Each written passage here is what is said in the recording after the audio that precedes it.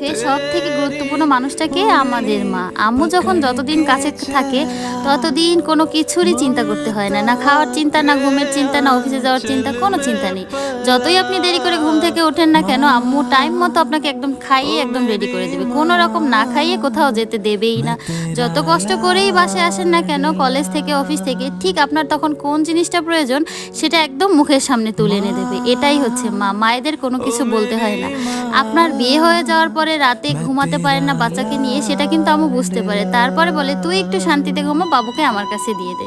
আসলে আম্মু না থাকলে যে আমাদের কি হতো, আসলেই সেটা ভাবার বিষয়। তাই আমাদের উচিত আম্মুকে মাঝে মাঝেই সারপ্রাইজ দেওয়া, আম্মুকে একটু স্পেশাল ফিল করানো। তাই আমি বলবো আপনার এই মাদার্স ডেতে সবাই আপনার মাকে একটু স্পেশাল ফিল করাবেন, একটু সারপ্রাইজ দেবেন, একটু রেস্টুরেন্টে নিয়ে যাবেন, একটু ঘুরতে নিয়ে যাবেন। দেখবেন আম্মু অনেক বেশি খুশি হবে। আসলে আম্মুর আমাদের থেকে কিছুই চায় না, তারপরও আমাদের একটু করা উচিত।